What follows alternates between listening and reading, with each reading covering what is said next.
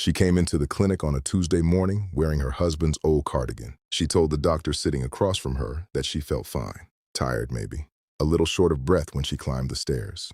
But fine. She was 67 years old, and she had been telling herself she was fine for the better part of 3 years. Her husband had passed. The kids were grown. She cooked for herself. She watched her programs. She went to bed at a reasonable hour. She was fine. 14 days later, she was in surgery. What the scan showed was not a mystery. It was not a fluke.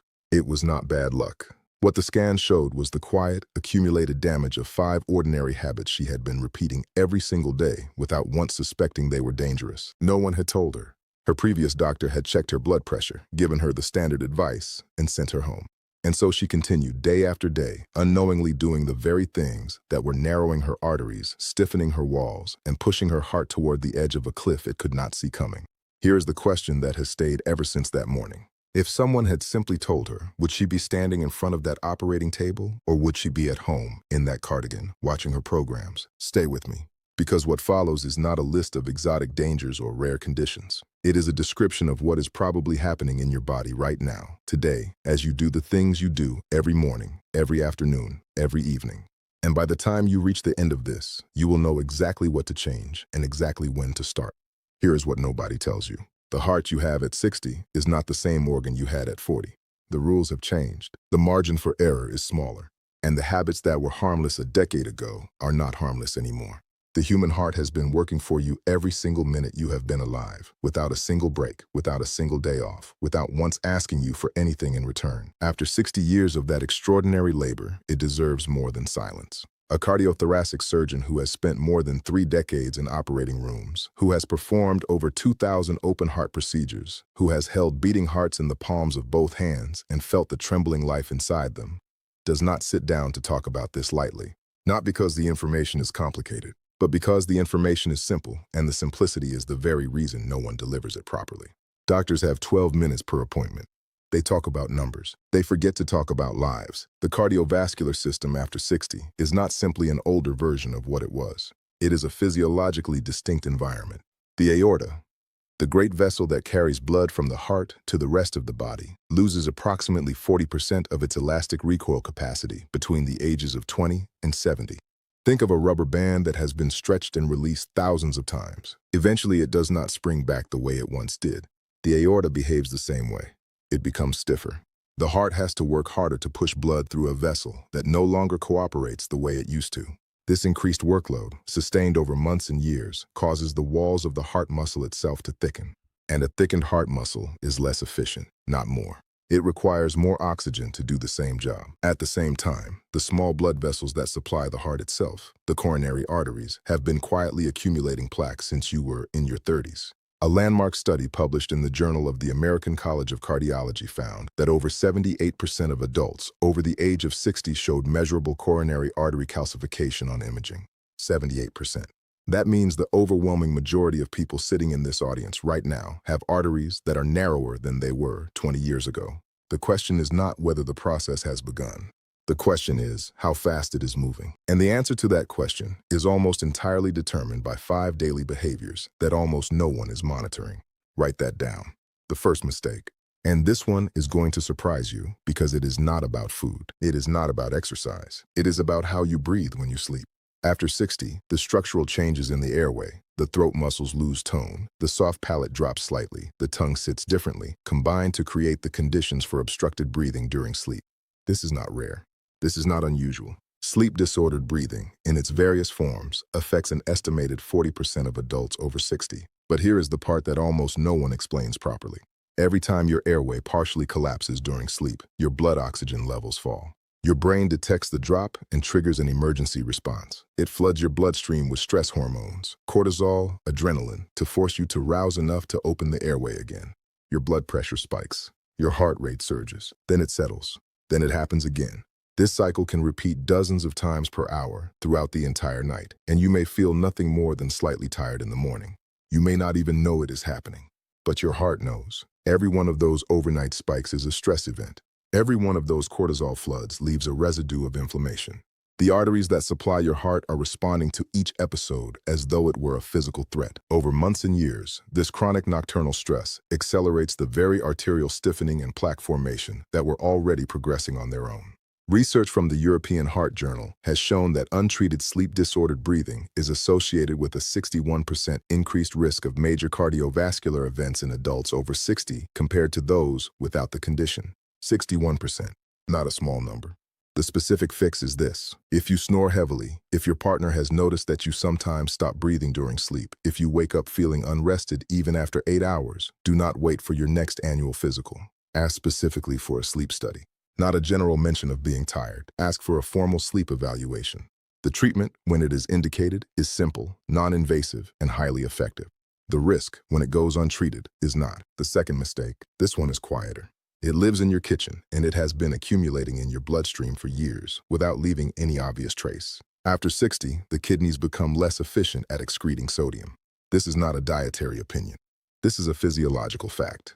The renal filtration rate declines by approximately 1% per year after the age of 40, meaning by the time you reach 65, your kidneys may be operating at 60 to 70% of their younger capacity. What this means in practical terms is that the sodium you consume stays in your body longer. It draws water into the bloodstream. Blood volume increases. The heart must work harder to push a greater volume through vessels that are already stiffer than they used to be.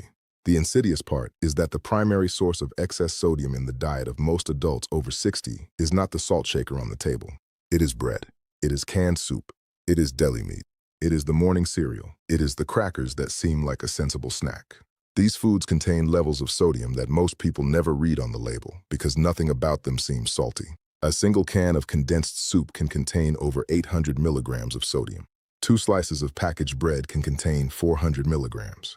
The recommended daily limit for adults over 51 is 1,500 milligrams per day. Many people, eating what they consider a normal and moderate diet, are consuming 3 to 4 times that amount without any awareness. The fix is not to eliminate flavor from your life. The fix is to spend 30 days reading labels on everything you put in your mouth that comes in a package. Not forever. 30 days. After 30 days, you will have learned which products are the primary offenders, and you will be able to make targeted substitutions. Herbs and spices carry no sodium and carry enormous flavor. Lemon, garlic, vinegar, and black pepper can transform a meal without touching your blood pressure. Stay with me, because what comes next is something that has been sitting in operating rooms and waiting rooms for decades, watching ordinary people arrive in extraordinary crisis because no one had a conversation with them about item number 3. The third mistake is the one that sits between what everyone recommends and what almost no one actually does safely after 60. It is exercise. Not the absence of exercise, the wrong kind. Before we get there, and this matters, the second mistake and the third mistake are connected in a way that most people never see explained. The sodium accumulation driving the blood pressure elevation and the inflammatory stress response from inadequate or inappropriate exercise are compounding forces. They are not separate problems. They are the same problem wearing 2 faces. Understanding this is the difference between symptom management and actual cardiovascular protection. Now, exercise after 60. The cardiovascular system in a body that has been sedentary for years responds to sudden high-intensity exertion the same way it would respond to a threat. The sympathetic nervous system activates, blood pressure spikes, demand for oxygen in the heart muscle surges. If the coronary arteries have even moderate narrowing, which, as discussed, is the statistical reality for the majority of people over 60, that sudden surge in demand can outpace supply. This is how cardiac events happen during exertion in people who considered themselves basically healthy. They were not unhealthy people attempting reckless things. They were people attempting sensible things without understanding that the transition from sedentary to active must be graduated, not sudden. The fix is specific. For adults over 60, the target is 150 minutes per week of moderate intensity aerobic activity. Moderate intensity is defined as an effort level where you can speak in short sentences but cannot sustain comfortable conversation. You should feel your breathing change. You should feel warmth. You should not feel pain, pressure, or dizziness. If any of those latter 3 appear, stop. If they recur, they are a message your heart is sending, and the message deserves a physician's attention before you continue. Walking is not a lesser form of exercise. For the cardiovascular system of a person over 60, brisk walking is among the most effective and safest interventions available. The Nurses' Health Study, tracking over 72,000 women over 20 years, found that those who walked briskly for as few as 3 hours per week had a 30 to 40% lower risk of coronary events than those who were sedentary. 3 hours per week, that is 26 minutes per day. Write that down too. The fourth mistake. This is the one no one wants to discuss because it touches something that feels private and personal and not like a medical issue at all. It is loneliness. Chronic social isolation is not a mental health footnote. It is a cardiovascular risk factor with measurable physiological mechanisms. Loneliness activates the hypothalamic pituitary adrenal axis, the body's central stress response system. It elevates baseline cortisol. It increases inflammatory markers including C-reactive protein and interleukin-6. It disrupts sleep architecture. It suppresses immune function.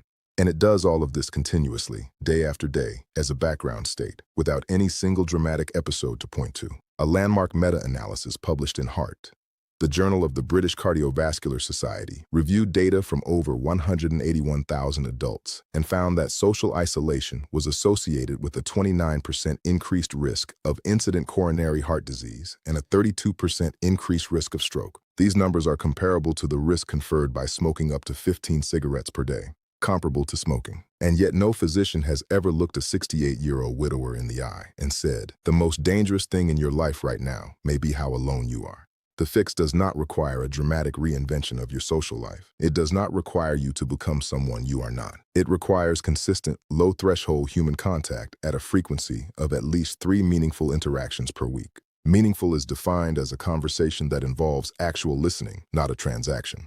A phone call with a child, a weekly coffee with a neighbor, a community group built around something you care about. The physiological response to genuine human connection is real.